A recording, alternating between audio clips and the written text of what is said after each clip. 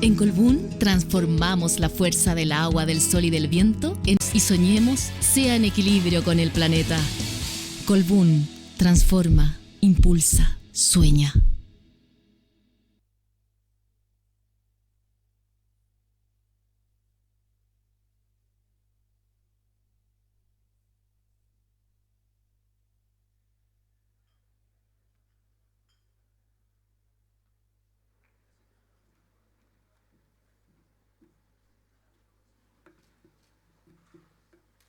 Muy buenos días a todas y todos. Soy Francisca Silva, subgerente de comunicaciones de Colbún. Hoy les doy la más cordial bienvenida a la 8ª versión de nuestro seminario Voces con Energía. Bajo el título Transición Energética Responsable, una encrucijada ineludible, hoy exploraremos uno de los temas más cruciales y urgentes de nuestro tiempo, el futuro de la transición energética. Nuestra industria está viviendo relevantes cambios y desafíos. La manera en que generamos, transportamos y consumimos energía está en el centro de estos procesos. En el camino hacia un mundo más sostenible, una transición energética responsable es prioridad. Con el fin de ahondar en estas materias, hoy contamos con la participación de Michael Liebreich, destacado referente en energías limpias, movilidad, tecnología, cambio climático, sostenibilidad y finanzas. Además, muy conocido como fundador y colaborador principal de Bloomberg New Energy Finance. Posterior a su intervención, se desarrollará una conversación entre Michael y la reconocida periodista Angélica Bulnes. Para comenzar el encuentro de hoy, y porque para nosotros en Colbún la seguridad es prioritaria, les daremos algunas recomendaciones mínimas a seguir en caso de que ocurra una emergencia. En primer lugar, mantener la calma, seguir las instrucciones del personal encargado y no actuar por iniciativa propia. Y en caso de evacuación, respetar las señales, dirigirse a las salidas de emergencia indicadas y no utilizar los ascensores. Tal como lo expresa nuestro propósito corporativo, en Colbún buscamos actuar en equilibrio con el planeta. Es por eso que este evento será carbono neutral. Para esto, les pido que por favor puedan escanear el código QR, que ya está en pantalla, y contestar algunas preguntas respecto a su traslado a este lugar hoy.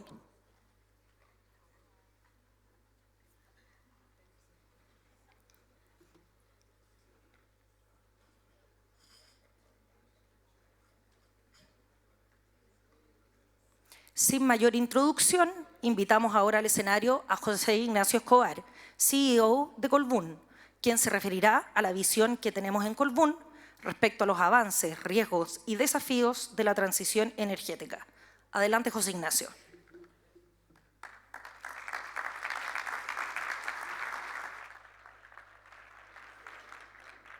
Ya, está el aparato listo. Buenos días, ¿cómo están todas, todos?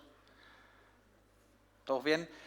Bueno, estimados asistentes, autoridades, directoras, directores, veo aquí a muchos amigos, gremios de las universidades, colegas, así que estamos muy contentos de contarles un poquito cómo estamos viendo que avanza la transición energética y sobre todo escuchar las palabras de Michael, que nos va a ilustrar e iluminar sobre qué desafío está viendo no solamente Chile, sino que el mundo y cómo nosotros tenemos una enorme, gigantesca oportunidad para poder seguir desarrollándonos como país, como sociedad, de forma sostenible y sobre todo responsable, que es un poco el título, ¿cierto?, que hemos tratado de impulsar estos años, ¿cierto?, de ver las cosas de forma responsable, con altura de mira, con una mirada a largo plazo. Así que vamos un poquito a hablar de eso, las estrellas Michael, pero yo simplemente voy a contextualizar un poquito, a tratar de dar algunos datos, algunas ideas de dónde estamos y levantar un poquito la cabeza a la contingencia. Han sido meses complejos, pero creo que siempre es bueno tomarnos un momento, una mañanita, para reflexionar sobre, miremos el futuro, veamos el Chile del 2030, veamos el Chile hacia adelante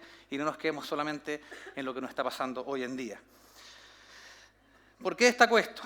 Porque la verdad es que estos encuentros son para eso, son para encontrarnos, donde la empresa privada, la academia, las autoridades y las personas interesadas en este sector que tanto queremos con tanto cariño y que hemos ido desarrollando estos últimos 20 años, poder dialogar, poder realmente encontrar puntos de encuentro.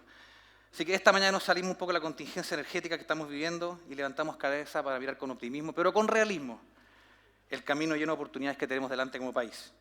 En Colbún estamos convencidos que dentro de las muchas metas que nos hemos impuesto como sociedad, la de ser carbono neutrales al 2050 nos exige un tremendo compromiso y esfuerzo, donde tenemos que caminar de verdad todos juntos, tenemos que encontrar esos mínimos comunes, con la vista hacia el futuro, avanzando con políticas públicas y marcos regulatorios estables, con mirada a largo plazo y que se implementen de manera realista y responsable.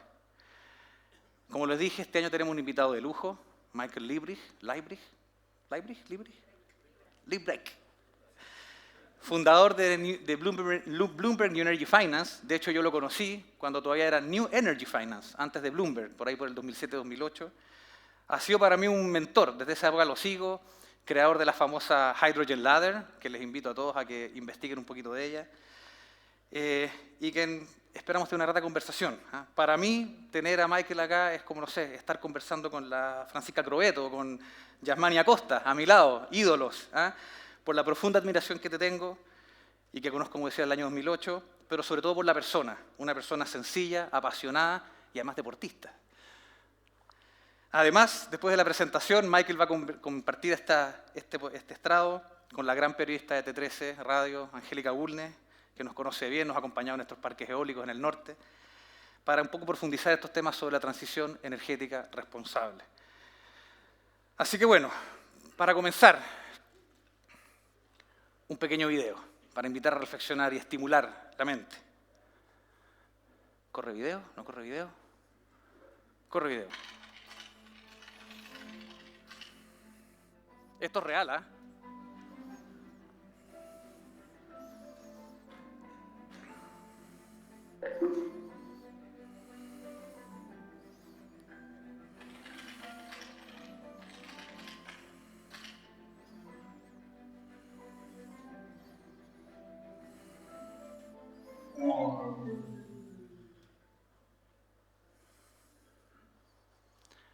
La parte de las baterías es creación nuestra, pero la búsqueda de ChatGPT y de Google es real, pónganlo nomás, para que vean el nivel de invitados que tenemos hoy en día. ¿Y por qué pongo esto? Y no es trivial, porque tenemos que mirar los desafíos globales y cómo Chile puede contribuir en esos desafíos globales, cómo esto de la transición energética es una oportunidad gigantesca que tiene Chile por delante y que tenemos que saber cómo canalizarla, ¿cierto?, para el bien de todos nosotros. Y para ello, 4 grandes desafíos que quiero profundizar: visión de futuro, condiciones habilitantes, responsabilidad y compromiso. Y vamos a ir avanzando con cada una de ellas. Primero, visión de futuro, la demanda energética. Y me quiero detener en estos 3 elementos de los cuales se conversa mucho. Muchos titulares, muchos reportajes, mucho YouTube.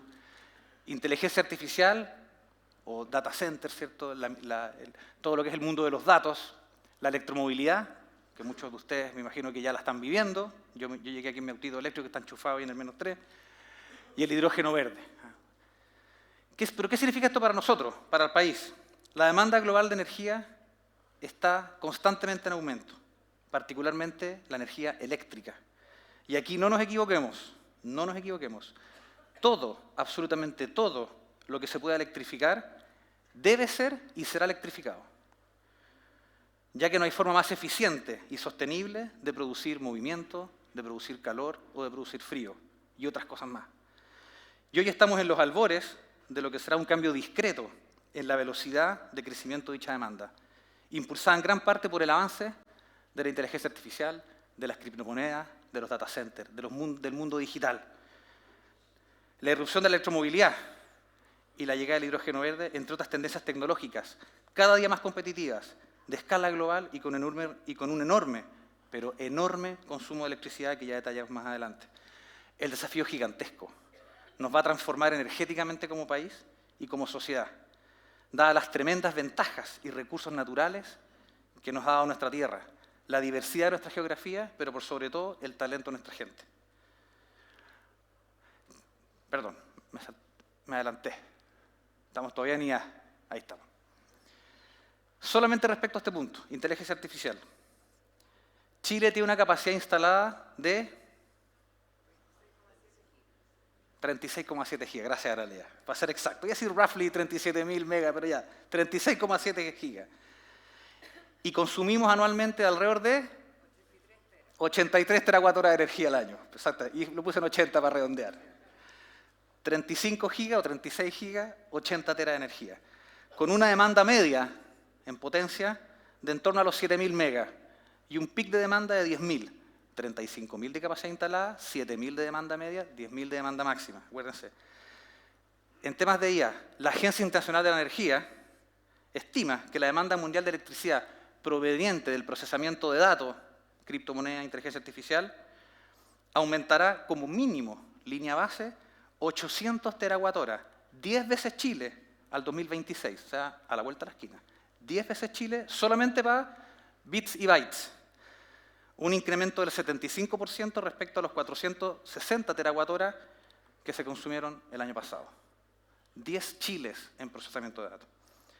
Solamente en la industria eléctrica americana, en Estados Unidos, se estima que los nuevos data centers que se van a necesitar para respaldar el crecimiento de estas tecnologías en los próximos 5 años va a consumir la energía equivalente a agregar 40 millones de hogares en Estados Unidos en los próximos 5 años. ¿Cuántos hogares hay en Estados Unidos hoy en día? 130 millones de hogares. O sea, es subir casi un 40% la demanda eléctrica en Estados Unidos por efecto de los data centers. Y este crecimiento en realidad está limitado. ¿Y por qué está limitado? Por el acceso a energía, 24/7, idealmente sostenible y suficiente. De hecho, muchos data centers hoy en día en Estados Unidos están reabriendo plantas nucleares para instalarse right beside. Este crecimiento no solo se debe al consumo de las grandes tecnológicas, ¿cierto? Los Amazon, los Google, los Meta, etc., sino que también aplicaciones de consumo masivo, asistentes virtuales, recomendaciones personalizadas, ChatGPT, análisis en tiempo real, you name it. Todo lo que ustedes hacen consume y consume y consume electricidad. Tan importante es este requerimiento energético que Microsoft o Amazon, como les dije, están de alguna forma reimpulsando la energía nuclear en Estados Unidos para poder abastecerse de energía suficiente. ¿Y qué tiene que estar con Chile? Bueno, pues todo. Ya que transportar bytes por el mundo es una forma muy rápida y eficiente de transportar electrones de kilowatts a kilobytes. ¿Se imaginan toda esa energía solar desperdiciada en nuestro desierto de Atacama, procesando los nuevos modelos climatológicos mundiales, minando bitcoins o haciendo una biografía del mejor speaker de energía del mundo, como recién lo vimos? Todo que sea made in Chile. Siguiente punto. Electromovilidad. Otra oportunidad clave en la transición energética es la electromovilidad. Según la Agencia Internacional de la Energía, nuevamente, para el 2035, la demanda de electricidad proveniente de vehículos eléctricos alcanzará, solamente con las actuales políticas públicas establecidas, los 2.200 terawatts. Recuerden, Chile, 80 terawatts, 2.200 en electromovilidad. Para ponerlo en perspectiva, el año 2023, la flota mundial de vehículos eléctricos consumió alrededor de 130 terawatts, en todo el mundo obviamente, lo cual representa aproximadamente el 0,5% de la demanda total de electricidad global, 0,5%. Esta proporción, al año 2035, en un par de años más, va a ser entre el 6 y 8% de toda la demanda eléctrica mundial, los 2.200 terawatts. Y Chile ya es líder, ya es una realidad. Por ejemplo, Chile es el número 1 del mundo en cantidad de buses urbanos eléctricos. Si lo ponemos per cápita aún más, solamente nos gana en términos absolutos China. En términos ciertos de per cápita, somos los número 1. Hidrógeno verde, indispensable para suministrar el reemplazo de los combustibles fósiles. Todo lo que no se pueda electrificar de forma eficiente y que requiera, por sus particularidades, algún combustible, va a ser con hidrógeno, tiene que ser con hidrógeno. Y nuestro invitado ha trabajado por casi 20 años en entender el rol que va a jugar este combustible en la transición. Para el 2050, la demanda global que abarca esta industria, el transporte, la generación eléctrica, calefacción, en fin, podría alcanzar, y todavía acá hay mucha dispersión en los escenarios, entre 150, que es lo que vamos a leer con Michael, o incluso hasta 600 millones de toneladas anuales de hidrógeno verde, que es una brutalidad, dependiendo, ¿cierto?, de cuál escenario de política pública o de quién está haciendo los números. Pero de todas formas, 150, 600 es tremendo. Sea cual sea esta cifra, son oportunidades enormes donde Chile tenemos mucho que aportar.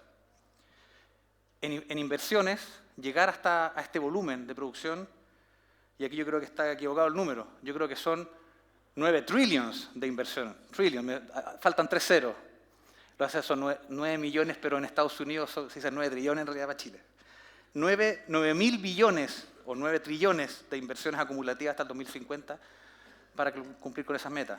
Y en Chile estamos viendo los albores también de la industria de hidrógeno verde. Esta infraestructura incluye estaciones de producción, Haber-Bosch, ¿cierto?, para hacer amoníaco, redes de distribución, estaciones de recarga, en fin, básicamente una industria que tiene que crecer y desarrollarse desde cero. Y aquí un punto, yo sé que muchos han leído la entrevista de don Michael el fin de semana. Quiero que sean claros, Michael es uno de los principales impulsores del mundo del hidrógeno verde, de la transición energética. Pero es una mirada realista, es una mirada crítica, es una mirada científica y tecnológica. Y no todo se puede hacer con hidrógeno. No todo hace sentido técnico hacerlo con hidrógeno. Y por eso está la Liebreich Ladder. Pero solamente si pudiéramos resolver las primeras 2 etapas, ¿cierto?, la punta de la pirámide y la segunda capa, la oportunidad para Chile es gigantesca. Los invito a que se metan a las carreras Liebreich. Investiguemos bien dónde realmente el uso del hidrógeno verde hace sentido económico, hace sentido técnico, por supuesto que hace sentido medioambiental. Entonces, no nos espantemos de escuchar realismo, de escuchar data, de escuchar números duros respecto al hidrógeno y la experiencia de 20 años de Michael en el mundo entero, promoviendo y desarrollando de forma responsable el hidrógeno. Y no solamente quedarnos con los grandes titulares, que todos los días vemos en la prensa, sino que realmente quedar con un análisis profundo para ver cómo Chile puede ser un jugador mundial en esta materia. Seguimos avanzando. Esto nos lleva, ¿cierto?, al famoso trilema energético. Y aquí es donde entramos al tema de la responsabilidad. ¿Cómo podemos seguir avanzando? La low hanging fruit, la fruta fácil de la transición ya la comimos. Ya se hicieron los parques eólicos más fáciles, con mejor recursos. Los mejores lugares solares, sobre todo en este caso por acceso a subestación y transmisión, ya están.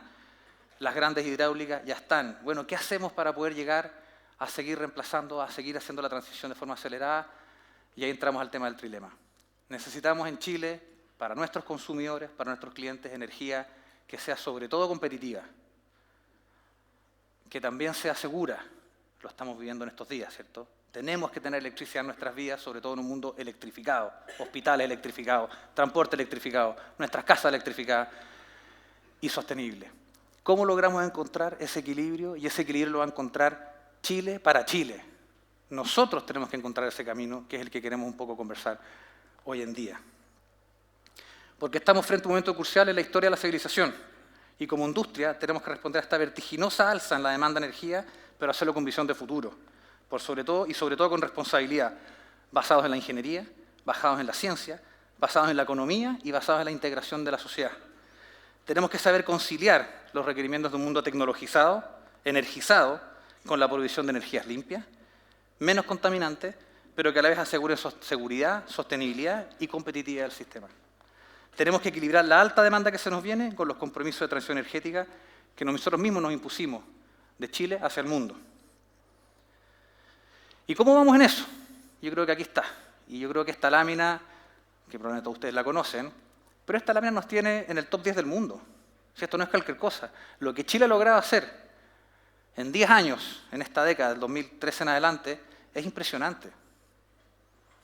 Miren los números por ustedes mismos. Miren las energías renovables.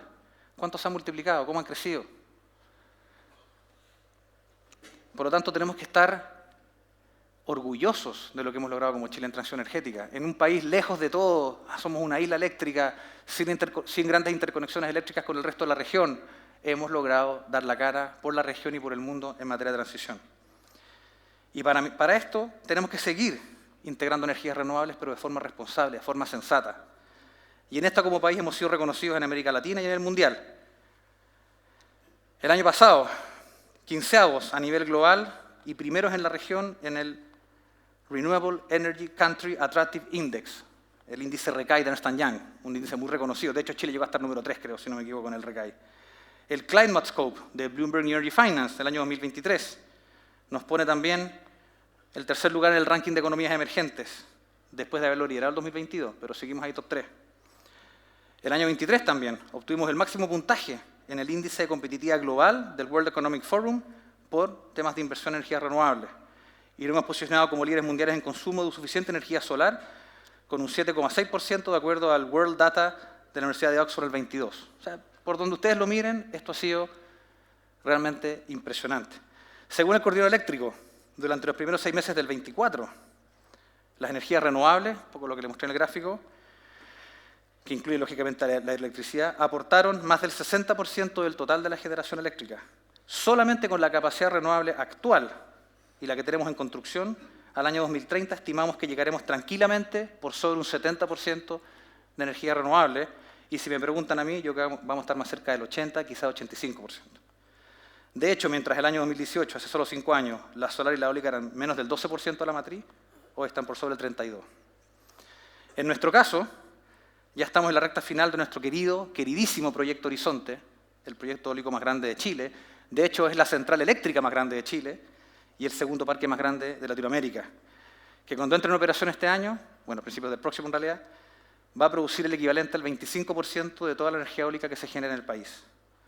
Con mucho esfuerzo y compromiso nos hemos ido transformando también como compañía, de forma responsable, una compañía moderna, diversificada, enfocada en nuestros clientes, en las personas y en nuestro entorno, fielmente comprometidos con nuestro propósito y avanzando decididamente en nuestra agenda energética del año 2030.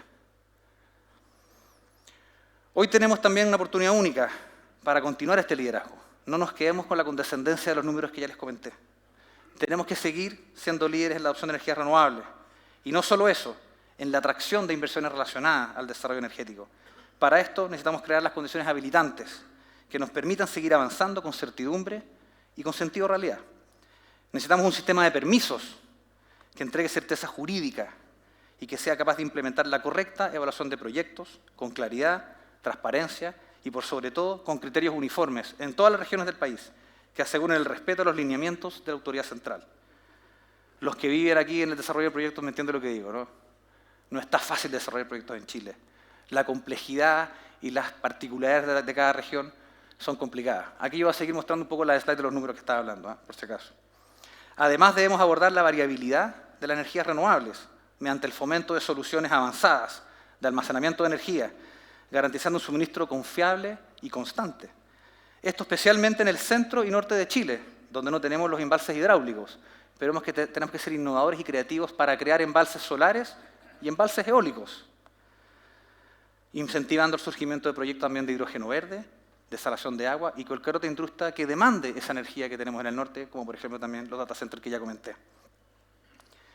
Necesitamos urgentemente reforzar el marco regulatorio de la distribución eléctrica y revisar nuestro diseño de mercado hacia uno moderno y que recoja de mejor forma las particularidades de todas estas nuevas tecnologías.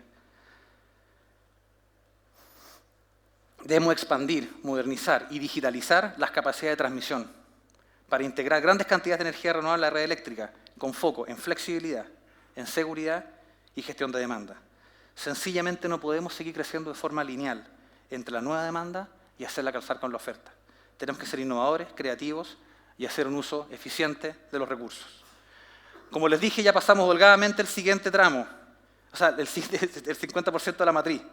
Pero el siguiente tramo, el siguiente por ciento, va a ser el más difícil, porque se empiezan a sentir los efectos de no contar con energía de base en todas las horas y en todos los puntos de suministro del país. Por eso este marco regulatorio debe adaptarse.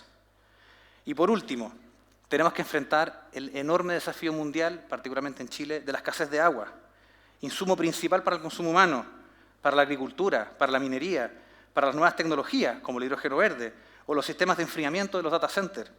Contamos con el potencial de solucionarlo a través de las avanzadas tecnologías de desalinización, que van a ser sin duda un aporte sustantivo para soluciones de energía limpia en el tránsito hacia el fin de la generación térmica en las próximas décadas. Pero mientras no consensuemos una estrategia nacional de hidrógeno, o de agua, o de desarrollo de data centers, con un marco regulatorio adecuado, va a ser difícil avanzar en la solución. No olvidemos que cuando Chile decidió avanzar hacia las energías renovables, pasaron varias décadas y varios gobiernos, ¿no está el ministro Llobet por aquí? Está el ministro Llobet, que gobierno a gobierno había un consenso país de donde queríamos avanzar. Y pasamos de la agenda energética al camino energético. Cada gobierno le ponía un nombre, pero era un consenso país. ¿Y qué pasó con esa estrategia de energía? Se fueron alineando el resto de los ministerios. Bienes nacionales, pues, poniendo a disposición, ¿cierto?, de los desarrolladores los territorios. el sistema de evaluación ambiental, desarrollando, por ejemplo, las guías de evaluación ambiental, y se desarrolla la guía de evaluación ambiental eólica, solar, hidráulica, biomasa, todo. El coordinador eléctrico también, desarrollando estudios que permitieran ver dónde se podían insertar renovables en los distintos puntos del país. En fin, se empezó a movilizar toda la institucionalidad del país, toda la sociedad civil, las empresas, las instituciones, para poder desarrollar estas nuevas industrias. Tenemos que hacer lo mismo con el agua, con el hidrógeno, con data center. Que el país se compre la épica de estas nuevas tecnologías. En fin, cualquier paso que demos tiene que ser enfrentado con responsabilidad. Y la realidad es que en materia energética hemos vivido en las últimas semanas, nos confirma ese punto. Para que la transición energética realmente nos beneficie a todos, cada engranaje que compone nuestra muy, pero muy compleja industria debe funcionar a la perfección. Así como los retiros de fondos de pensiones nos recordaron a todos los chilenos lo que era la tortuosa inflación, ¿cierto? Lo que ha pasado en los últimos meses en materia eléctrica nos recuerda a todos, de todos los sectores, lo delicado que es manipular, sin un profundo análisis técnico, un mercado tan complejo y al mismo tiempo tan gravitante para las personas, para las empresas y para la economía en general, como es este mercado eléctrico. El descongelamiento de tarifas, por ejemplo, ha sido de tal impacto que el tema se ha tomado no solo la prensa económica, lo tradicional, sino que la política, incluso los matinales. Todos hablan de energía. De un día para otro la energía se ha transformado en un fenómeno social y político, algo inédito, pero que refleja el alto impacto y el alto interés que tiene en la vida de las personas y de la sostenibilidad de las empresas. Sabemos que es una problemática delicada y no es momento hoy de ahondar en ella, pero al menos quiero expresar que es demasiado importante que la institucionalidad del sistema eléctrico esté alejada del intervencionismo de corto plazo y voluntarista muchas veces de la política. Debemos recordarnos una y otra vez que tomar decisiones en caliente inhibe la discusión de largo aliento, porque es fácil distraerse con las urgencias de agentes particulares que surgen dentro de la industria o fuera de la industria. No arriesguemos las bases de un sector que ha sido tan exitoso y tan bien reconocido a nivel mundial. Un sector que ha sorteado varias crisis en base a soluciones de mercado, tomando en cuenta siempre los efectos de largo plazo en las decisiones, los impactos de estas para todos sus actores.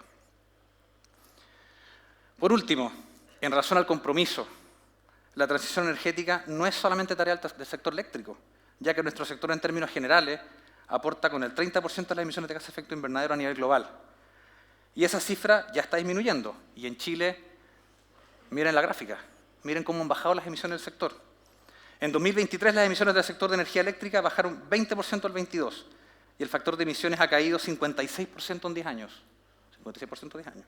No es poco, pero convengamos que hay que completar el 100%. Y para eso tenemos que incluir a otros sectores y a toda la sociedad. La industria, la agricultura, el transporte, todos tenemos que aportar. El sector tecnológico con la optimización del consumo energético a través de la eficiencia en el hardware, en el software, la digitalización. El sector agropecuario con implementación de prácticas agrícolas sostenibles y el uso, por supuesto, de energía renovable en sus operaciones. La construcción con promoción de edificios verdes, sostenibles, 3D printing, etc. El sector transporte con la electrificación de vehículos y desarrollo de infraestructura de carga. La gestión de residuos con el fomento de reciclaje, la reutilización de materiales, conversión de residuos en energía, etc. Todos tienen un papel fundamental en este proceso para colaborar y empujar las condiciones habilitantes que nos permiten la transición exitosa. Y estamos en un momento decisivo para seguir transformando nuestro sistema. Debemos aprovechar las alternativas que nos brinda la tecnología, los recursos naturales que tenemos, pero por sobre todo el talento y conocimiento de nuestra gente, que ha sido pionera en muchas materias. Aún siento que toda nuestra sociedad no está consciente ni entiende la tremenda oportunidad que Chile tiene liderando la transición energética a nivel mundial.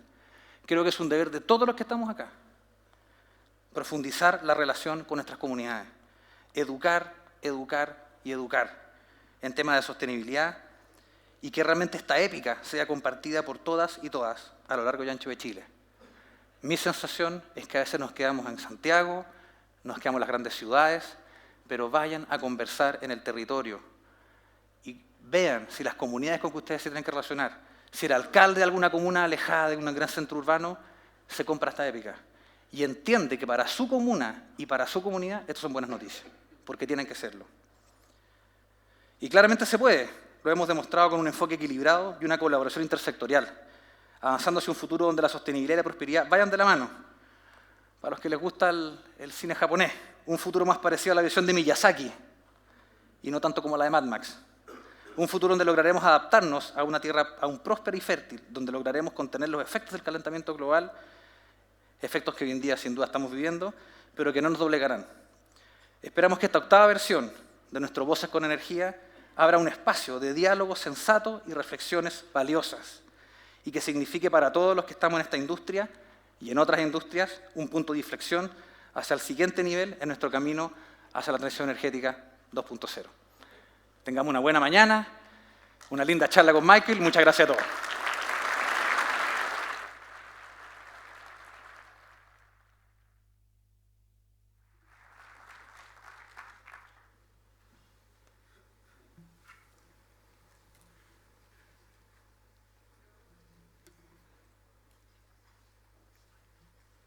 Muchas gracias, José Ignacio, por tus palabras.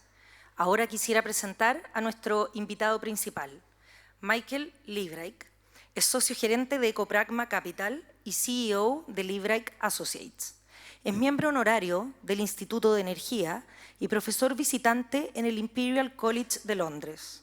Sus roles anteriores incluyen, entre otras cosas, miembro del Grupo de Trabajo sobre Eficiencia Energética del Reino Unido, asesor del Consejo de Comercio del Reino Unido, asesor de la ONU en Energía Sostenible para Todos y fundador de Bloomberg New Energy Finance. Durante la pandemia, Michael comenzó un podcast y canal de YouTube llamado Cleaning Up, donde sostiene conversaciones en profundidad con líderes y expertos en cambio climático. Quienes quieran plantear preguntas al expositor pueden formularlas a través del QR que ya está en pantalla. Pueden aprovechar de escanearlo y ir mandando las preguntas durante la exposición. Recibamos ahora con un fuerte aplauso a Michael. Welcome, Michael, to the stage.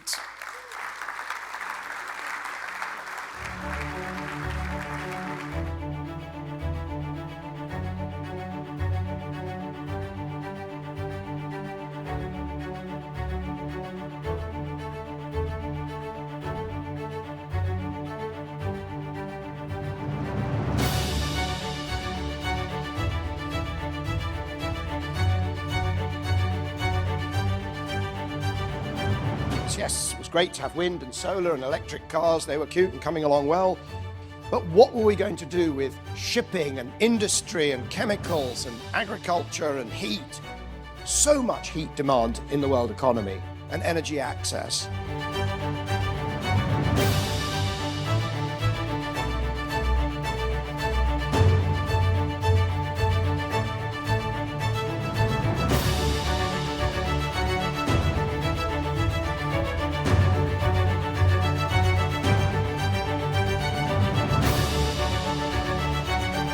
About acceleration. We can do this, but we have to understand the task.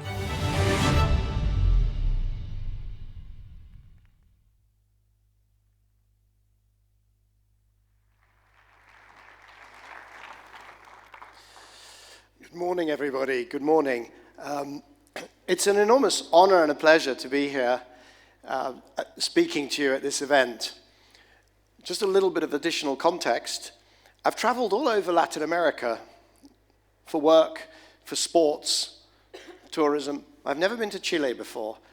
And I find that absolutely incredible, so I apologize, because Chile is really, in many ways now, a postcard from the future in the areas on which I work all day, every day. You're a postcard from the future because you have gone so far and so fast. So what I thought I could do is three things. I want to talk about some of the global trends. I've done this for about 20 years. I've traveled to a lot of countries. I've talked about these issues. So maybe I can give a little bit of a global perspective, maybe just to help you understand that you're not alone. You may be a postcard from the future, but there are others on your shoulders and they've got your back. The second thing is, I've been here for just over 24 hours, and it's very clear, hydrogen is a big deal. So I'm going to talk about hydrogen, and some of you will really like what I say, and some of you won't.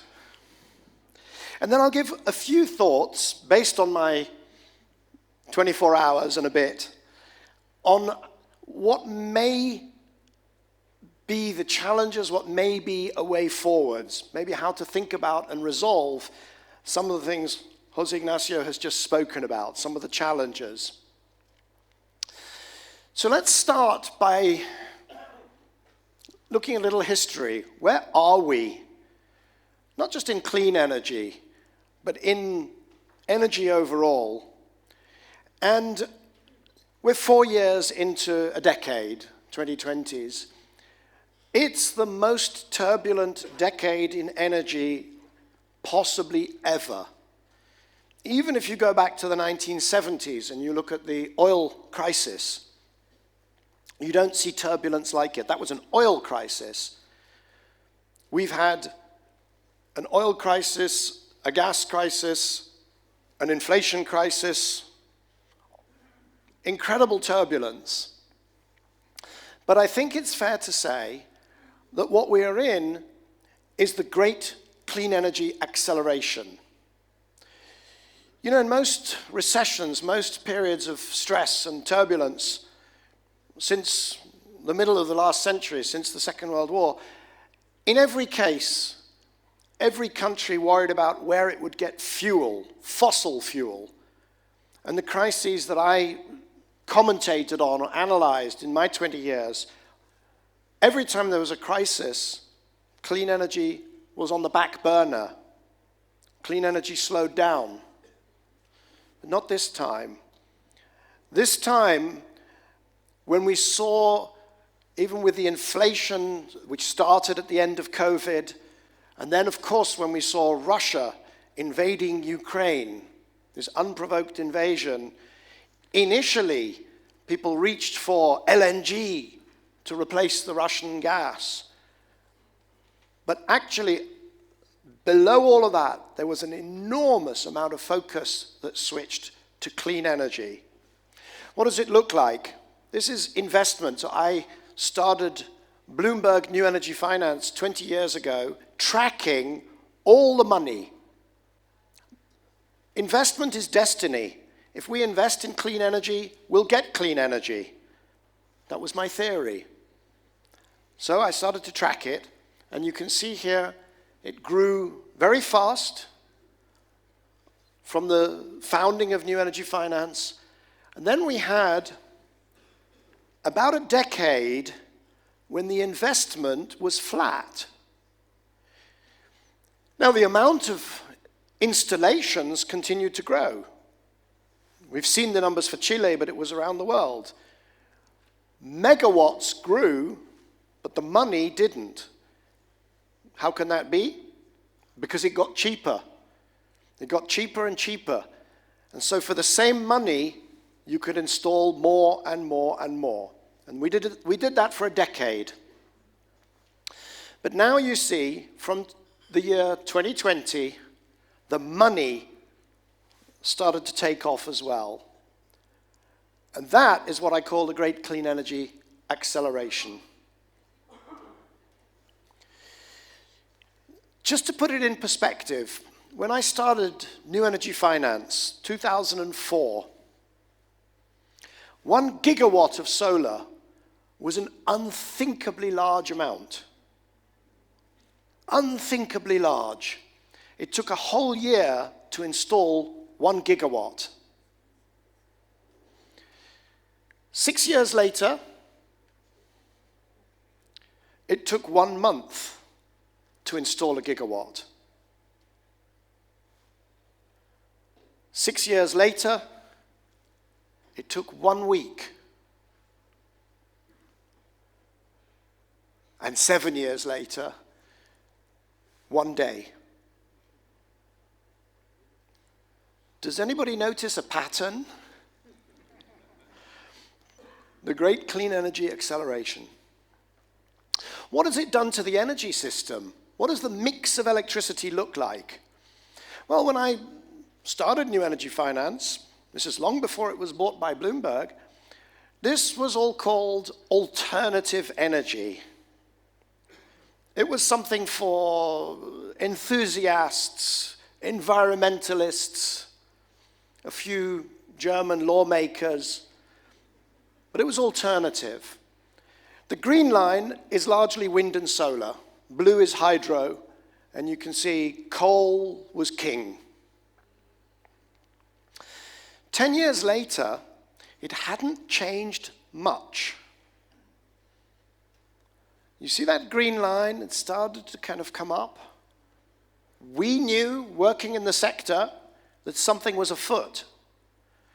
But other people were saying, it's 5% of electricity, but electricity is only 20% of energy, so it's irrelevant. Ignore it. It's stupid. There were plenty of loud voices saying that clean energy, renewables, was a distraction. Well, that distraction got pretty big. Globally now, around the world, 15% of all electricity is coming from wind and solar. 15%, 1-5. And that is really disruptive. Why? Zero marginal cost, and it appears when it wants to appear, and not necessarily when the market wants it to appear. And so all of the electricity markets that were based on marginal cost, they got disrupted. We're moving from a world where you price electricity based on the last kilowatt hour that you need, and effectively the variable cost of that sets the price for everybody, and it worked. We're now moving to a world where everything is capital investment. There's no fuel. And boy, this is hard to get your head around. And we have some experts in the audience who know how to do it, and we should listen to them. But it is disruptive. And that's where we are. In Chile, Postcard from the Future is absolutely in the thick of it. Now, it's going to get, I don't know whether I should say worse or better. That trend, that green line is going to continue. This was COP28 in Dubai. My friend Dr. Sultan Al-Jaber, president of the COP, also president of the oil company, presided over a decision that renewables would triple by 2030. There were a few other decisions as well about moving away from fossil and so on. Is this ambitious? Tripling in 6 years feels ambitious. Unless you remember the context of the great clean energy acceleration.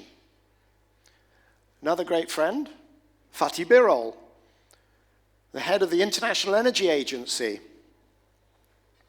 Under existing policies, the IEA expects renewables to grow by 2.5 times. So the great ambition of 3 times and 2.5 times is essentially already in the bag. So this is coming. That green curve is going to continue to grow. There's no question. Put it in context. The solar industry today has enough capacity to add 1 terawatt per year of capacity, 1 terawatt globally. In a few years, 2 or 3 years, it'll have the capacity to add 2 terawatts. Is that a lot? If you add 1 terawatt of solar, connect it to sources of demand, that would be enough to replace 5% of the world's electricity. So that green line, which took 20 years to get to 15, could take 1 year to get to 20. That's the scale of the industry. I'm not saying that's what it will do, but that's what it could do. And if it gets to 2 terawatts of capacity, you could be adding 10% per year. If anybody thinks that the future looks anything like the past, forget it. Now, that disruption to the prices, here we see Europe on the left, the US on the right. This is taking a particular dates and so on, but just to make the point that electricity prices go to zero and they go negative. And that is not a bug. That is a feature. When you have a lot of renewables and they appear when they want to, and solar appears when it's sunny, you're going to get this. So you're not alone. In the UK, on this chart you can see the lines cumulative through the year, hours with zero price. And in the UK we have 250 hours per year, out of about 8,700 hours in a year, in case you don't know the maths.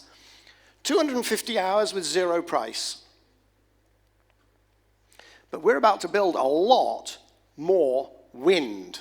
Our problem is wind. Our beautiful bounty is wind. If you want a cup half full, cup half empty. We have a bounty of wind, particularly in the north. And we're about to go to 1,000 hours of zero price. And let me tell you, people who understand this are freaking out. When I say you're the postcard from the future, in your markets, we only have one market in the UK, but in your markets, you have 3,000 hours of zero spot prices. This is data behind my claim that you are the postcard from the future. Now, of course, we heard a few years ago, gas, it's the era of gas. And of course, if you have gas, you can keep the lights out when it's not windy, not sunny. But creeping up on gas, in fact, not creeping up, crushing it, is batteries. Because just as solar got really cheap, batteries are getting really cheap. So if your problem is keeping the lights on in the evening, just use a battery. You don't need a gas peaker. If your problem is there's no wind for 2 weeks, it won't be batteries. We'll talk about that. Now, around the world, as we see these problems, we have some secret allies. And even based on 24 hours here, I can see the opportunity for you also in Chile to work with these allies. José Ignacio already talked about electrification of transport. It's not just that it makes sense on its own, it helps to stabilize the grid. 3,000 hours of free electricity. Why isn't everybody driving an electric car? You're literally throwing away electricity and going to the gas station to pay money to put petrol in your SUV or whatever. Heat pumps. Again, not only do they make sense, zero carbon, etc., but they help the system because you can do thermal storage. You can put them on when you know that it's going to be a cold night. You put them on early and so on. Software will do all of that for you. And then the third one, industrial heat pumps. Industrial electrification even at higher temperatures, but especially heat pumps. That thing over on the right can produce 200 degrees centigrade heat and steam. Is this useful in some of the industries? I know we have a lot of industrial players in the audience. Anything under 200 degrees, heat pump, using maybe 3,000 hours of free electricity. Just in terms of electric vehicles, you know, we've heard in some of the international press, oh, it's slowing down, the demand isn't there. Nonsense. What's happening is legacy car companies can't sell the electric vehicles they have in their model lineup because they're not very good. Tell the Chinese that there's a slowdown in electric vehicle uptake. It's not happening. First quarter of this year, EV uptake grew by 30%. Heat pumps, here you see the EU, you see another curving line, uptake growing. US, more heat pumps sold than gas furnaces. It's happening. This is an area where I think other countries are ahead of Chile. And there you can see 200 degrees steam and heat. Many models, many companies. And then the wild card, and José Ignacio talked about it, data centers or machine learning.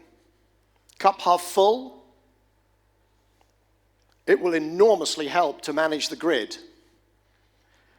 Right? If you can't possibly hope as a human to balance all of these resources that you're going to have. But with machine learning, we can optimize asset use.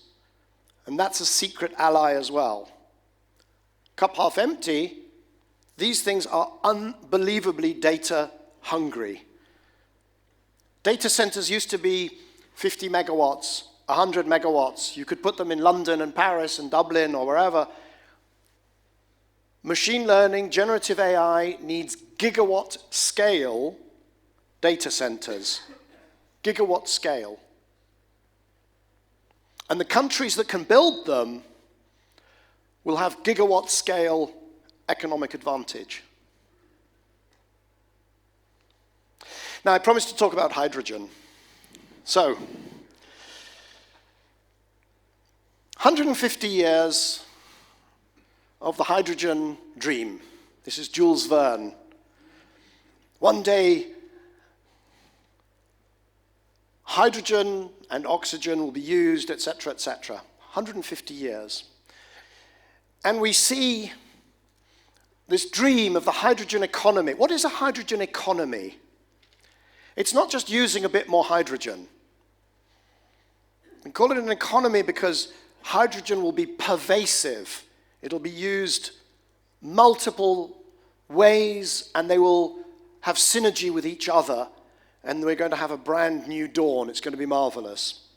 This is Chancellor Scholz. He's very explicit. He says, industry, heating, and fuels, the gas of the future. A huge boom. Unfortunate choice of words. And this one, this is Jennifer Granholm, the US Secretary of Energy, and she says it's the Swiss Army knife. Hydrogen can do everything. And she's right. Hydrogen can do everything. Feedstock, right now, fertilizers, petrochemicals, methanol, and so on. But you can also use it for storage, for transport, for heating, flying around in hydrogen aeroplanes. Everybody's excited. It's a really good analogy. I'm quite proud of it, even though I actually borrowed it from a friend of mine, Paul Martin. The reason it's a great analogy is everybody in this room has a Swiss Army knife, right? You've all got Swiss Army knives. Have you ever used the Swiss Army knife to butter your toast? Why not? You have the little knife. Have you ever cut your hair with the little scissors? The reason we don't do everything we could with a Swiss Army knife is there's almost always something cheaper, safer, more convenient. Cheaper, safer, more convenient. And hydrogen is expensive. It's hard to handle safely, and it's not convenient. Nevertheless, we have all these countries with hydrogen strategies. Everybody's gone hydrogen crazy.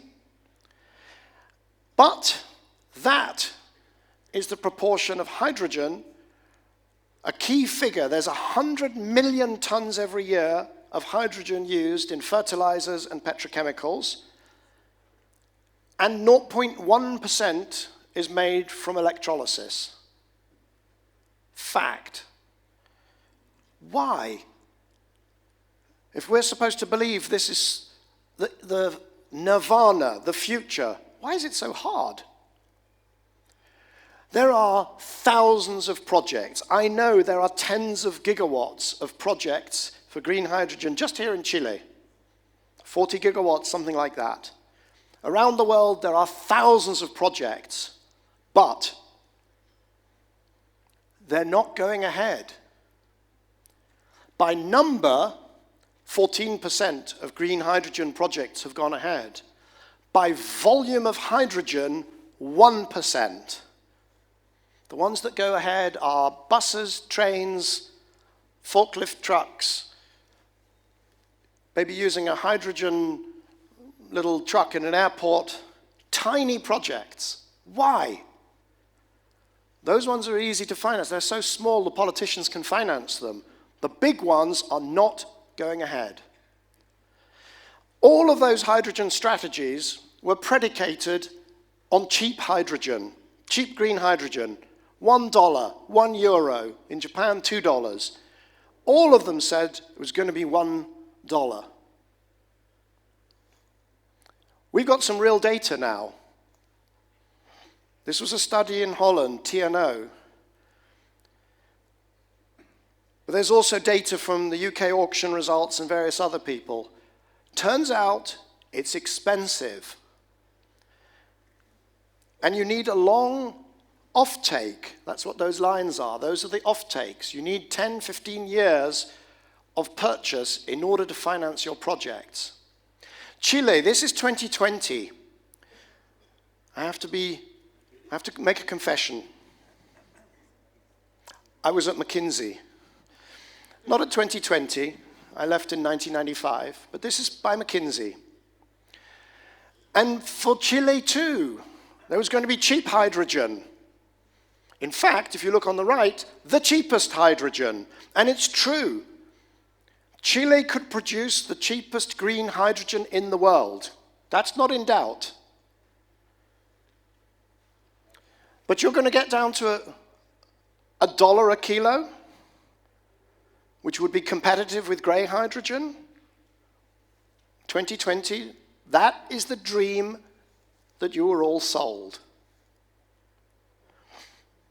And you are going to export that hydrogen to Europe. This is a fabulous piece of work done by the Austrian Institute of Technology. On the left, optimistic, on the right, pessimistic. We're trending pessimistic, by the way. And what does it say? Well, that's what you need to achieve to be competitive in Europe, even though Europe has a carbon price, and that is going to be the cost of imports into Europe from Chile. You need €2, and your hydrogen is going to cost €3 to €5. This is a problem. The great Chilean extractive industries did not become great by selling things above the market price. Trust me. Now, we can do some numbers here. I wanted to do the numbers with the figure 1.3 million. Some of you in the audience might know why, but I'll do it with 1 million instead, not to embarrass any individual companies.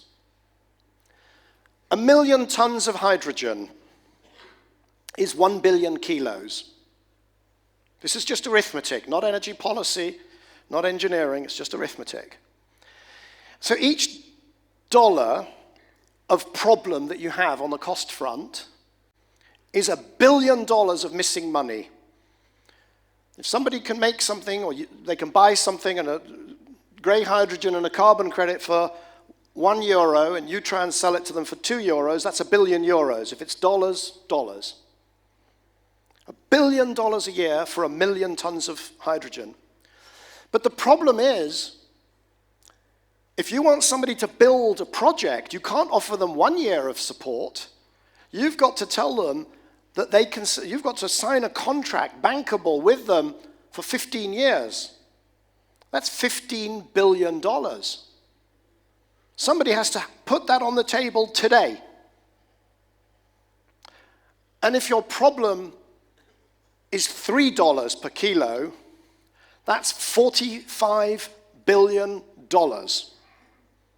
Just arithmetic. And somebody has to pay that.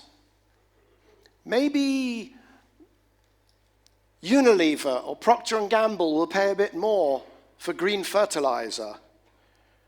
45 billion? So is it going to come from subsidies in the buying country?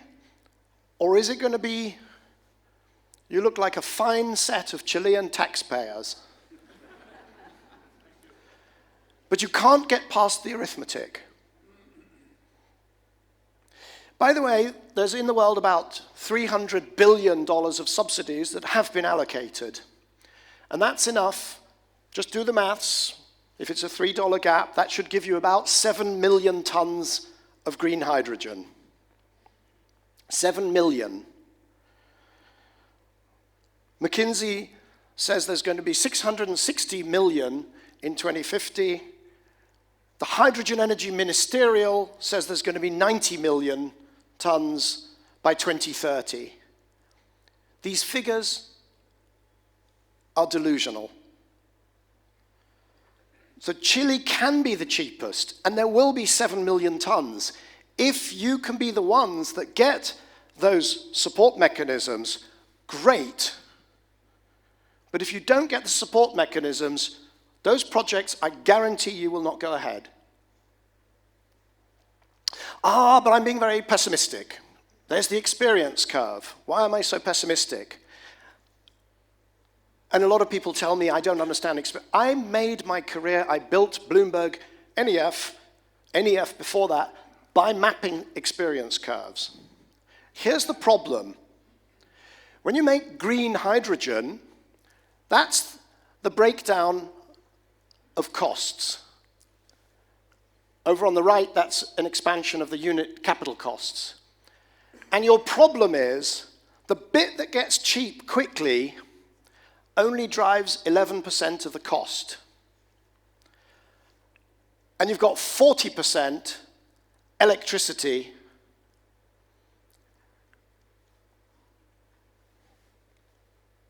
and another 40%, which is engineering and stuff like it.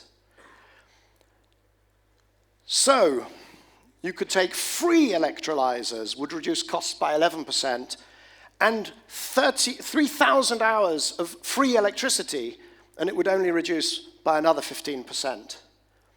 You need a 10x drop in costs, and I don't know where it's going to come from. And I say that as somebody who has lived by experience curves. That's the problem.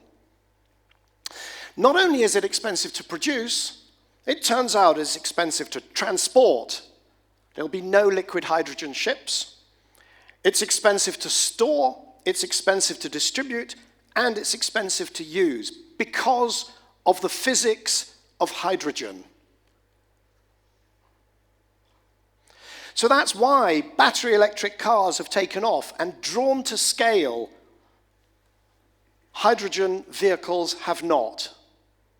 In fact, hydrogen vehicles, the market has halved in the last 2 years, to the point globally that Ferrari sells as many vehicles as all the hydrogen cars on the market. If you're waiting, you don't want to buy an EV because you're waiting for the fuel cell car, remember the chart. But it's not just cars, it's buses, it's trains, it's heavy goods vehicles. This is Patrick Pouyanné. He actually is building hydrogen fueling stations for trucks, but he says, under oath to the French Senate, he admitted that he thinks electricity is going to win.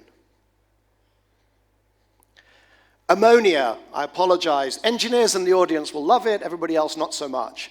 Here's the killer point, though. If you try to run your economy, as Japan is trying to run its economy in future, on green ammonia back to electricity, that pathway is 20% efficient. What does that mean? It means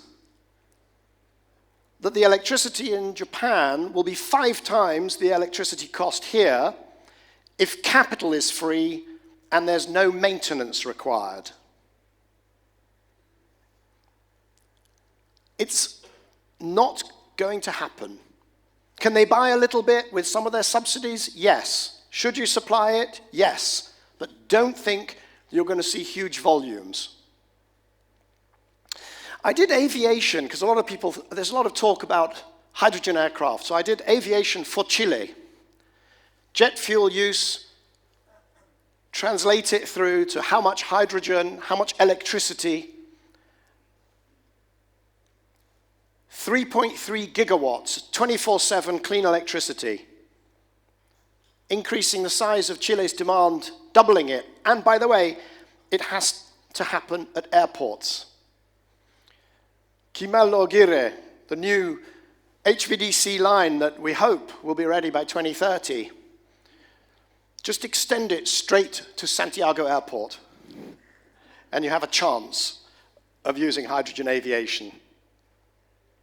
Not going to happen. Now, I want to talk about storage, because that brings us to how we solve some of the challenges here, potentially. Using hydrogen, you can store 3,000 hours of free electricity. What do you do during the night? Well, you can use batteries. What do you do if it's 2 days, 3 days to pair up with wind, maybe a week of low wind? There's a whole load of different ways you could use hydrogen.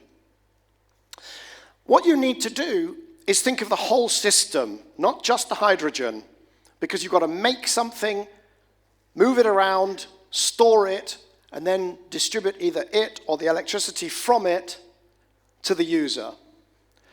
But there are some very promising technologies here, and here's the point. If you only use this stuff 2 weeks per year, 4% of the time, it doesn't matter so much if it's expensive.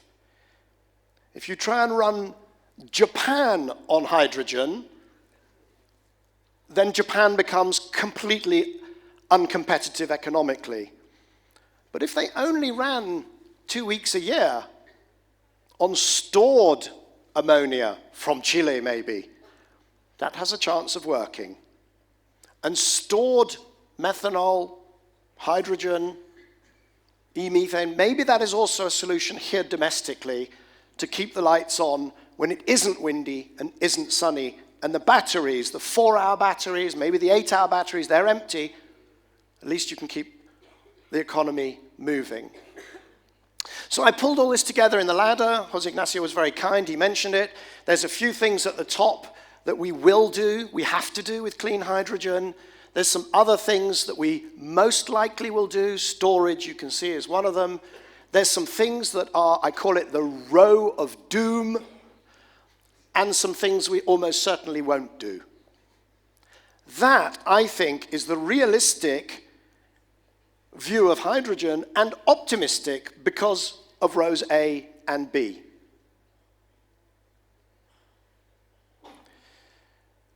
Now, I promised to finish with a few thoughts on Chile and how you might resolve some of the current challenges. First of all, well done. You are one of the leading countries in decarbonization. We saw the charts already. And it's also important to celebrate, right? You have done well. You have achieved a lot. So although you face a lot of challenges with the next step, this is actually already a winning team, internationally competitive winning team. But you face 3 great challenges. The mismatches. Chile, you can have the lowest cost wind, the lowest cost solar, and so on, but if you can't get it to the place it's needed when it's needed, that's a problem. Location, time of day, season. You know this far better than me. The locational mismatch, the time of day mismatch, and look what happens if you continue to grow, you install more solar, and the seasonal challenge. And the electricity system is really unforgiving.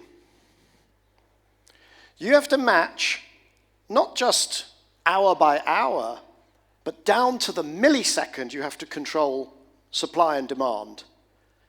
And at the other end, on the left, all the way up to seasons.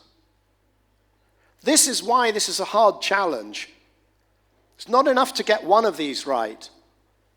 Short duration, medium duration, and seasonal and longer. And the current plan, and I'm not the biggest expert, but I've summarized it, is basically overcapacity. Build, build, build. We saw how much capacity has grown relative to the average use. Pumped storage, new project, that's helpful. Batteries, smart charging. As you do electric vehicles, you will find that it makes sense to use the unused 3,000 hours and demand response. But what you need, that will not be enough. That will not be enough, or it will not be efficient. You can do it that way, but you will have to do enormous amounts of investments. It will be cheaper if you can do some biomass, perhaps, peaking plants, or just peaking plants and leave them fossil fuel for another 10 years, if necessary. Then switch them to maybe methanol or maybe ammonia or something like that. Storage, smart heat, it's a lot cheaper to store heat than electrons. And you will need to do something when you shut down all your coal and you only have gas peakers. You will need to do something at the very, very short end of things, which engineers know and most other people don't. And they're called something like synchronous condensers, big spinning things that sit there. Most people don't even know they exist. And there's some other things which you could end up doing, possibly. Maybe they'll play a role. These are options. Maybe. We have a lot of options here. But that's not all. You can't just be good at these things individually. Chile is the best in the world for cheap solar, one of the very best for cheap wind. Individually, none of these solutions work. It has to be a system. Digitization. You can't manage the complexity of where we're going without digitizing everything. And we talked about how machine learning can help to optimize all these assets. Transmission and interconnections. Transmission, Kemal is going to help a lot. It's big, and it will help a lot. My suspicion is, by the time you build it, you'll realize you need another one. Because your power demand is going to be going up because of heating, electric vehicles, data centers, etc. And you have to fix your power markets. You have to have the price signals that make the investments efficient so that investors don't have happen to them what happened in the last few years, where they had to walk away from investments because they were no longer able to earn their returns. That is a power market problem. It's not an engineering problem.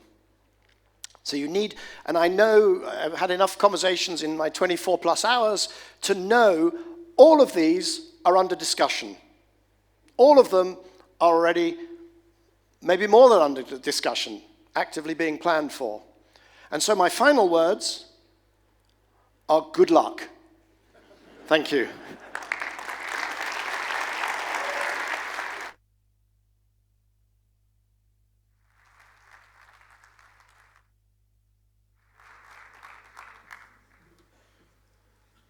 Thank you very much, Michael. Queremos pedirte que por favor permanezcas en el escenario. Invitamos ahora adelante a la periodista Angélica Bulnes para dar paso a una conversación que nos permitirá profundizar en las temáticas que hoy nos congregan. Agradecemos a todos los que enviaron preguntas y aprovechamos de recordarles que el evento será carbono neutral para que contesten la encuesta. Bueno, muy buenos días a todos y a todas. Muchas gracias por estar aquí. Muchas gracias a Colbún por la invitación. La verdad es que no solo por esta invitación, sino que he aprendido mucho con Colbún.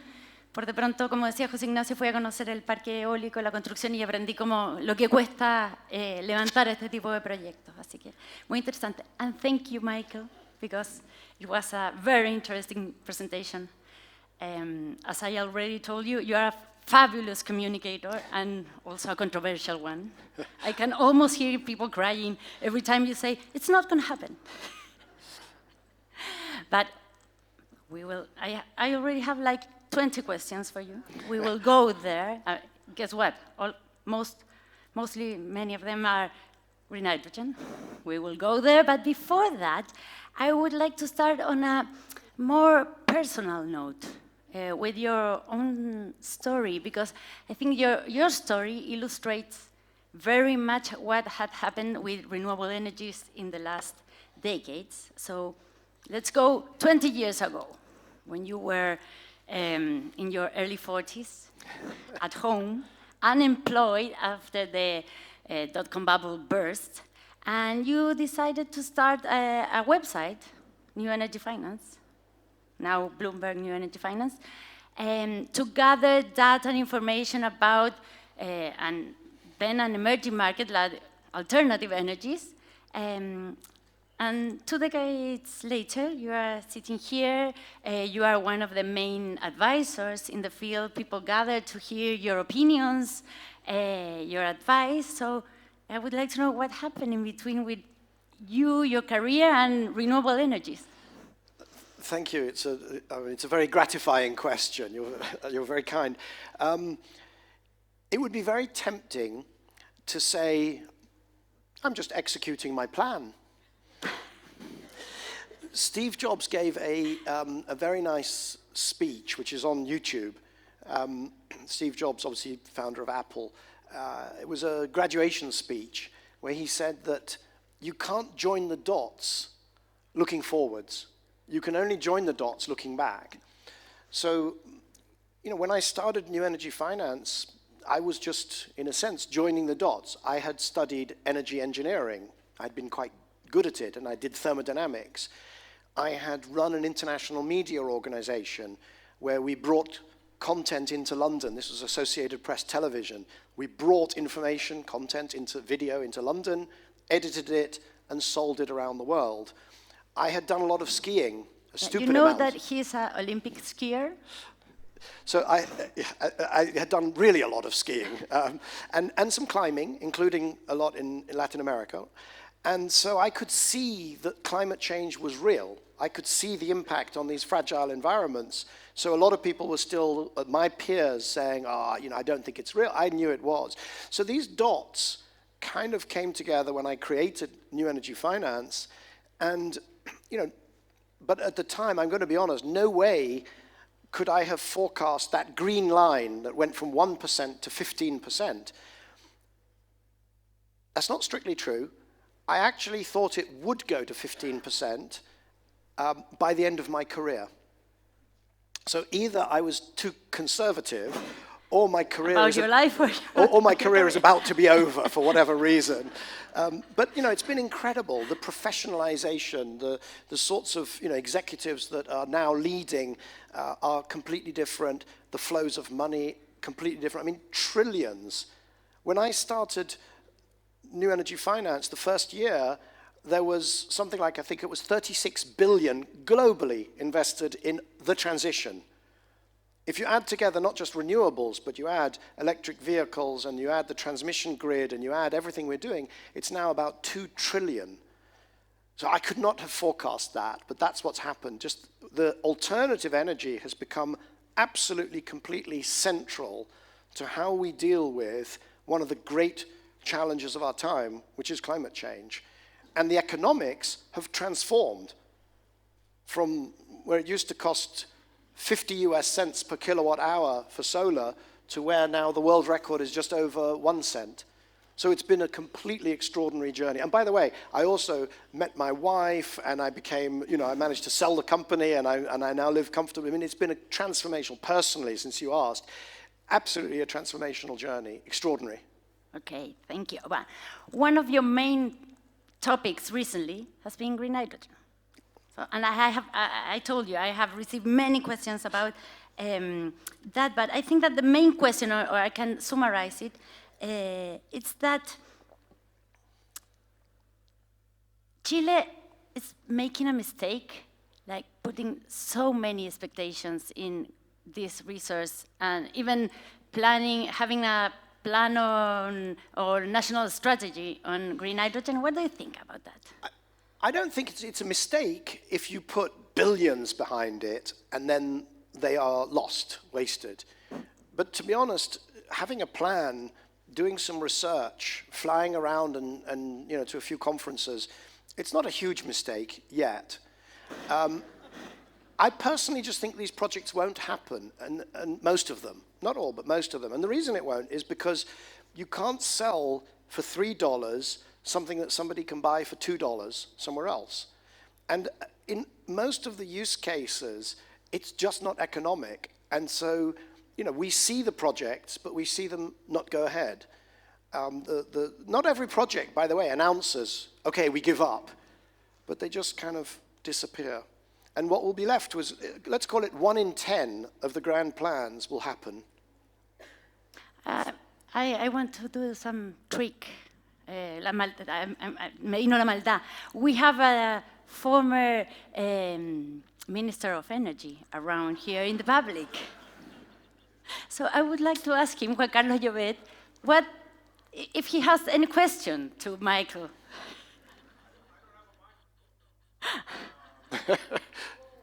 Because he is a big promoter of the national strategy.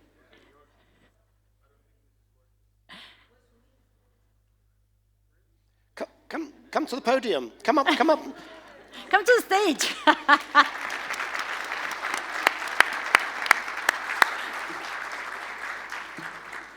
After your presentation, I'm not sure those applauses were honest. So I was not expecting this. So the first thing I want to say is that it's a comment and then a question. So the comment is that we spent a lot of time on our hydrogen strategy because we thought that hydrogen was the best way to take advantage of our very abundant renewable energy resources, to share those resources with the rest of the world. So it was in a way driven by supply. So how do we take advantage of this? That's the first thing. The second thing is that we didn't thought that we were going to be exporting hydrogen itself. We knew very early on that that's impossible to move around in ships. So we always thought, and that's what the strategy says, that we were going to be exporting ammonia, methanol, and e-fuels in a way, which are, if I didn't get your chart wrong, the uses that might make sense. It's true that McKinsey's projections of how fast the price was going to go down are not happening, right? So that's kind of in a nutshell. I know I'm sounding defensive in a way, but anyway. And the question is, do you think that given the abundance of natural resources we have to produce renewable electricity, does it make sense to keep pushing that agenda, considering the demand cases that make sense, which are shipping, aviation, fertilizers, and so on? And what would you do if you were running the Chilean Ministry of Energy? And thank you for coming. I think it was a great presentation. Thank you, Juan Carlos.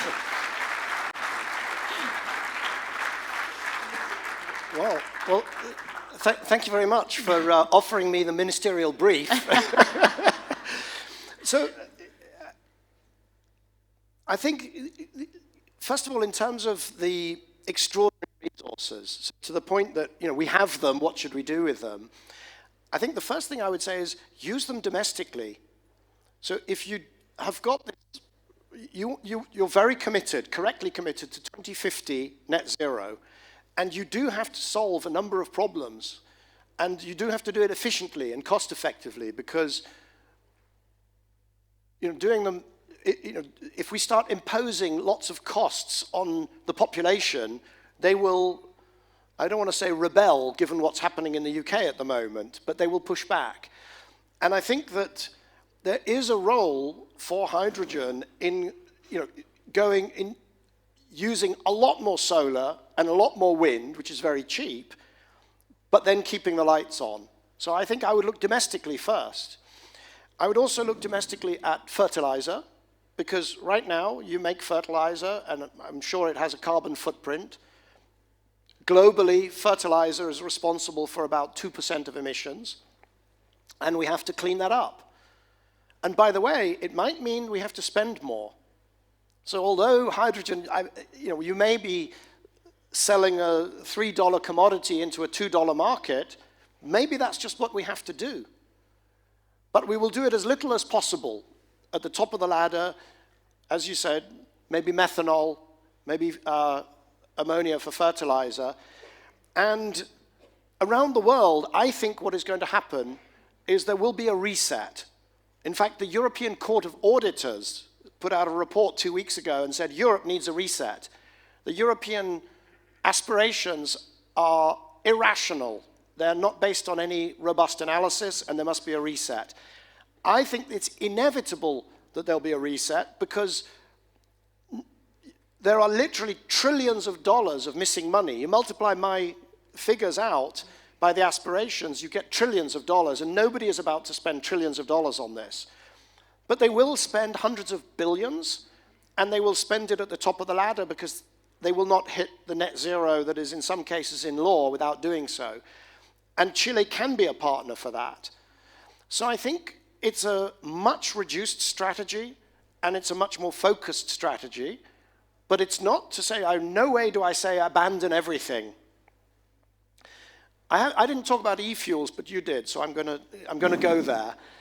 The problem with the pure e-fuel, carbon from the air combined with hydrogen, is that it is going to cost something, right now I think it's like 100 times more expensive than petrol. You have a small plant, 130,000 liters per year. It's 100 times too expensive, so it comes down. But it will never be competitive with petrol by a factor of 5. Electric vehicles, total cost of ownership, are already competitive. So the idea that they have in Germany and other places that the cost will come down and the average person can keep their car because they'll put an e-fuel in it, maybe made in Chile, is completely ridiculous. Completely not going to happen. For aviation, but again, you won't use carbon from the air because that's too expensive. So in aviation, we will do some biofuel. By the way, almost all biofuels and biogas that we do today is wasted because the biofuels go into transportation, should be electric, and the biogas goes into the grid, which does heating and power generation, which should be electric and renewables. All of those biofuels, therefore, are available for aviation, but then the volume runs out, and you could do a synthetic fuel, but you will use a biogenic carbon with green hydrogen. And your problem in Chile is, where's the biogenic carbon going to come from? How do you compete with Brazil or Colombia or Venezuela if it sorts out its politics, which I hope it does?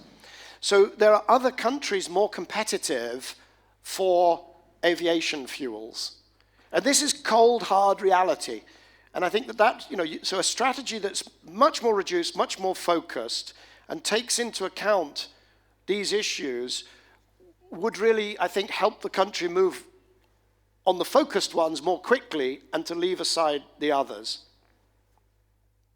Thank you, Michael. I have another question, another one more personal, but it's from the public. I think that it's also from a green hydrogen lover, because what is the thing you used to truly believe was true regarding renewables, but you no longer think it is? How have I? Well, I mean, so one of the things is the hydrogen ladder is iterative.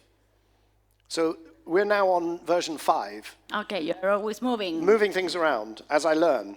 And, when I put out version 1, a lot of people said, this is wrong and that is wrong. I believed those things, and I can admit that I was wrong, and you can prove I was wrong because version 2 was different. So,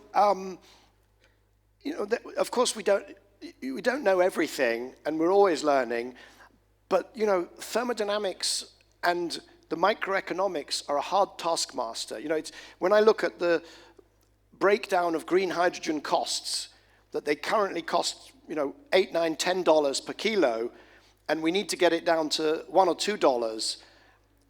And, that I won't be wrong on that. It's going to be very hard to push those costs down. We will push them down, but it won't go down like batteries, and it won't go down like solar, I guarantee you.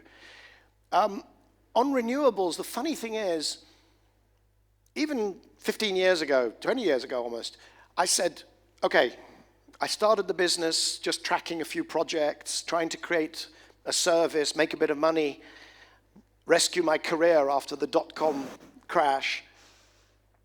But a few years in, I said, actually, do you know what? This is transformational.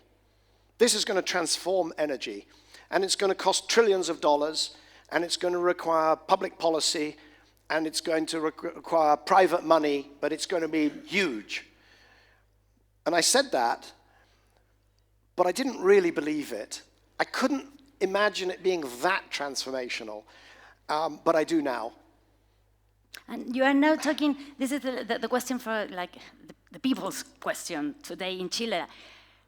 You have been talking about the great clean energy acceleration. We have so many different kind of renewable energies, but anyway, we are going to pay more for our electrical bills. How can you explain that?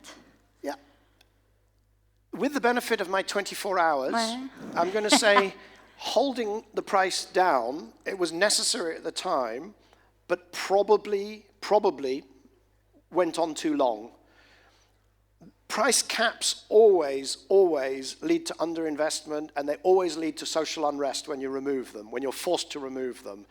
And we've seen that in all sorts of countries. So that doesn't make it any easier in the situation you're in today, because the prices have to go up and people have to be remunerated. But there's a lot of distortions in your system that also, I think, need to be addressed. So, for instance, you have distributed generators up to 9 megawatts. Well, 9 megawatts is not a distributed generator. Distributed is when you have solar on the roof here, in a conference center, in a hotel, or on your home, or in your office, or the car park, or whatever. When you get to 9 megawatts and you're subsidizing it, that's a problem, to be honest. So there's a lot of things that we can do, but I also think what's needed here is electric cars, electric heating, they should reduce people's bills, particularly if you have surplus electricity, which you have. So then the question for the policymakers is, how do you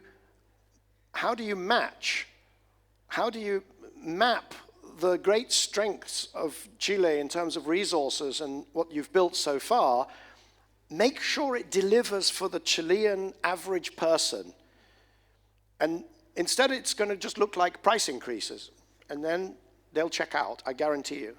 You're not now talking about electrifying everything with renewable energies, but you already know that we have been experiencing massive blackouts after the rainstorm, last week, rainstorm. What I don't pretend you to be an expert in this situation, but what we are experiencing now here in Chile is something that it's also happening in other countries, and what you could tell us about, what lesson should we take? So my understanding of what happened last week was that it was I don't want to call it a freak windstorm, because with climate change, maybe it's not freak, but it was the distribution network that suffered. Trees fell on the wires and so on. So it's very easy in this group. People are very smart and they understand, okay, it was the distribution, not the supply and so on. But the bigger point is, we need a resilient system. We need a resilient system. And actually, we need it more than we may think, because in the background, we've been removing piles of coal. Here you don't have a lot of gas in the system, but in Europe, we've been removing gas. right? And if we go to electric cars, or electric transport, we remove oil. So these are the big buffers in the system for resilience, and we're removing them when we go electric. And we have to be very intentional about how we provide resilience. That's why when I say hydrogen might be, it would be in the national plan, in my ministerial national plan, I would be putting money into hydrogen storage, or methanol storage, or ammonia, something. Because if you strip away all of the layers of storage, then you're creating a very volatile system. And a power cut, a power cut now is much worse than a power cut 10 years ago. The Google Nest doesn't work. If you have got an electric car, you can't drive it and so on. Think about a power cut in 10 years' time, the system that José Ignacio talked about building, and he will build, and the rest of you as well. But a power cut, when the police cars are electric, and the ambulances are electric, and the heating for the old people is electric, etc., is really catastrophic, to the point where it may be impossible to get the system back running. So we have to really invest in that resilience. Will it deal with the wires? It would be great if you could have more people with solar on their roof and batteries and a heat pump and a car that can do vehicle to grid. And you've got resilience. So yes, the wires are down, but you can at least still charge your phone, have the heating on a few hours a day, and drive around on your own power. Australia, 1 house in 3 has solar on the roof. I don't see any houses with solar on the roof here. Why? How? Is that regulation? Is it too expensive? It's not because it's too expensive. It must be to do with permitting, and the ecosystem of providers are not there. In Germany now, people are buying solar balconies. You have a balcony? They buy a solar balcony, they install it, they plug it in. Do you know how many permits they need to do that? 0. It's very disruptive, by the way, for the utilities and the network, because all they see is demand drops. They don't know why. But it's resilient, and people love it, and so you get the population along with you as well. I'm curious about that. To achieve that goal, resilience or the net zero emissions, more or less regulation? What do you think about that? I cannot answer your question, but I'll answer it a different way. Okay. Now, first of all, there is no way that this happens in a libertarian world of no regulation. With no regulation, none of this happens. By the way, with no regulation, we don't have an aviation industry, we don't have a telecoms industry, we don't have a medical industry, right? So, we have to live with regulation. The role of the state, one of its main roles, security, and creating markets to allocate resources, or to allow private operators to operate and to deliver the goods that society needs. In this case, lots of cheap energy, but without emissions. So we need smart regulation. I don't know if it's more or less, but it needs to be smart. You know that here in Chile, probably in your different meetings, you have heard about that. We have a problem with the permitting process, the assessment process. Again, is this a Chilean problem, or you are hearing about that in many other places? And who should we looking at? So it is absolutely, permitting and the slow permitting process is absolutely not a Chilean problem. It's a problem everywhere I go. And the fundamental challenge that you've got is, the really most difficult one is around transmission. Because, it takes a few years to build supply, it takes a few years to build demand, but it takes a decade or more sometimes to get the transmission built. So there's a few things you can do to speed it up. You can designate corridors, strategic corridors. You can invest ahead of demand. But it's going to be a challenge. And how can I put this? I think it's good that it's a challenge in some ways, because actually we need people to be brought along with this. This is not China. I nearly said this is not France, where you can just do eminent domain.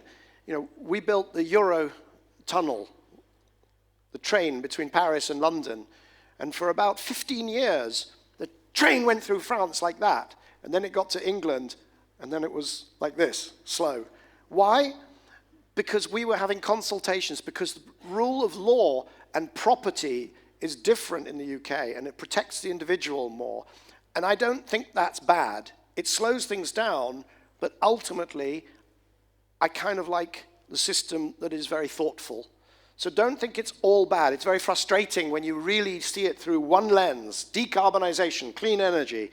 But if you look at it for society, having proper processes of consultation and planning kind of, you know, speed them up, but don't get rid of them.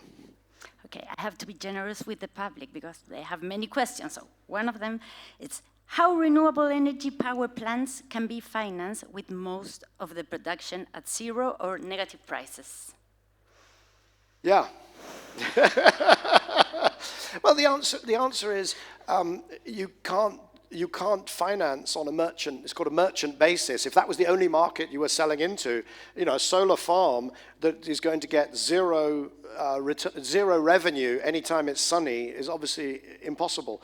So, but there are, you know, other mechanisms, and power purchase agreements or the tariffs that are, you know, the state-mediated tariffs. But I would like to see, as I say, that zero-price electricity gets to market, gets used. And we've seen big uses, data centers or electrification and so on. So if there's a market for that electricity, the price won't be zero. It shouldn't be. Although I said that zero prices are a feature, not a bug, but a zero price every time it's windy and every time it's sunny, that is a bug. That is a bug. And I have a question from Analia, which is sitting there.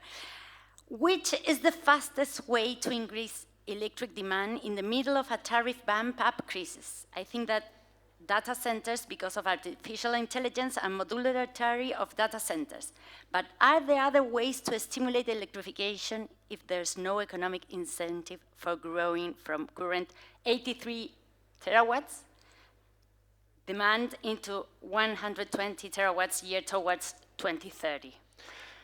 Well, so I would come back, thank you for the question. I would come back to, I think much quicker than data centers should be electric vehicles. Because, as I say, you literally have people standing in the shadow of wind or solar farms and paying money for petrol for their vehicles or paying for heating. And that feels like it should be fixable. And by the way, if you think, oh, but the cars are too expensive and so on, no, the Chinese cars, $12,000, and they work. Will they drive you 300 miles with your family and the dog and towing a trailer? No, that's not what most people do. So I think that and I'm not saying go buy Chinese cars. It would be lovely if some of them were made elsewhere or made maybe domestically is probably too much of a dream, but maybe with some of the battery components and the supply chain that you should have here in Chile. But I think that that's one where we have really seen very rapid growth in demand in other countries. So electrification I would look for vehicles and I would look for heat. And you know, one of the problems that you've got is that for individuals have a very high cost of capital. Most people, if you say, upgrade your heating, it'll pay for itself in 20 years, they'll say, forget it. So that there are ways that you need to be creative around the financing, working with the finance sector, government, you know, plus the finance sector, to make it easy for people to upgrade and to electrify their heating. And I think that that's probably where and data centers, sure, they are modular and you can add some demand, but, you know, it's going to be, the only thing you can do quickly would be a few, you know, 100 megawatts or something. You're not going to build a gigawatt scale data center. You're not going to build that in 5 years. But you could have a policy environment for electric vehicles. You could have that within 6 months. But what happened, because we are talking about economic incentives and also like public policy, but what happened if we do nothing? Like, because you are talking the great clean energy acceleration, it's going to happen anyway, or it's not going to happen? No. So my experience of the last 20 years, if you do nothing, then first of all, there'll be some very creative people, probably in this room, who will figure out a way to navigate around some of this. So something will continue to happen. But it'll be slow, it'll be difficult, it'll be economically inefficient. You know, I left with the three messages: digitization, transmission, and market reform. If you don't do those, then things will grind to a halt here. But don't forget, the acceleration is a global phenomenon. So there will be, right now, there is extraordinary amount of solar panels being sold in Pakistan. And I did an episode of my podcast, Cleaning Up, with Jenny Chase. The last one. The last episode with Jenny Chase, the greatest solar analyst in the world, who doesn't know what they're doing with them in Pakistan. Because it's so difficult to know exactly. There's so many markets. I think Bloomberg NEF now tracks 146 markets. So the point being, somewhere else there'll be a boom. And I've seen this for 20 years. Things grind to a halt in one country, they go crazy in another. So the acceleration will continue, but it would be a great shame if it was slowing down here. I think that we are almost on time, but I would like to know, José Ignacio, ¿tienes una última pregunta para ahí en la primera fila? ¿No? Nadie tiene una. Bueno, yo tengo one last question from the public. What is your view?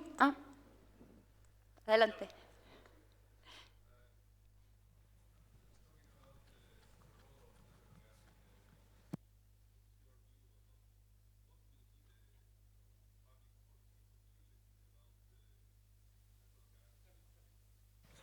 About the role of natural gas in energy transition. Because we have committed public policy to be carbon neutral by 2050. So if I repeat, because part of the question may have been lost. The question what's the role of natural gas? Yeah, the role of natural gas. So I think if you wanted to move very fast on another large amount of wind and solar installations, you can do storage, and you are doing storage, so it's very important to unlock batteries and pumped hydro. The pumped hydro is going to take some time. The batteries, really the costs are coming down absolutely extraordinarily. But I think gas could also free up the space to shut coal. You have coal plants that are running because they need to run 24/7, so they're pushing solar and wind, off the grid, which is kind of crazy. So you could very quickly replace those with gas peakers and only run them when they're needed. And it would be fossil, and you'd be investing in fossil, and some of the activists will go crazy. But before 2050, you can either have the time to add enough batteries and pumped storage, and geothermal is another one that we should probably talk about. Some very promising things happening. So it gives you the space. By 2050, it would not stop you from getting to net zero. And even if you kept those machines, which, by the way, can also act as synchronous condensers, so they can also be useful to provide the power quality, because you can have a gas peaker where part of it still spins and provides the inertia.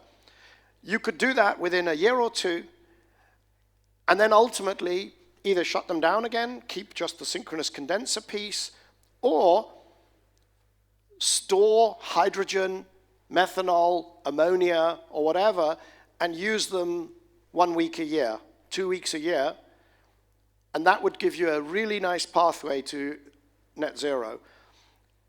Does that mean you should do only that? No, as I said, storage, pumped hydro, sort out the policy signals, electric vehicles, electric heating, and so on. But gas, as part of what you should do in the next few years, for me, it's a yes. Considering that you are a British person, I want to appreciate myself of being very punctual. 11 o'clock, we are done. Thank you very much, Michael. It was a fantastic conversation. Big applause for you. Thank you for coming. And gracias a todos por esta mañana, por la atención y por los dueños de casa. Muy excelente entrevistado y muy buena conferencia. Muchas gracias y buenos días.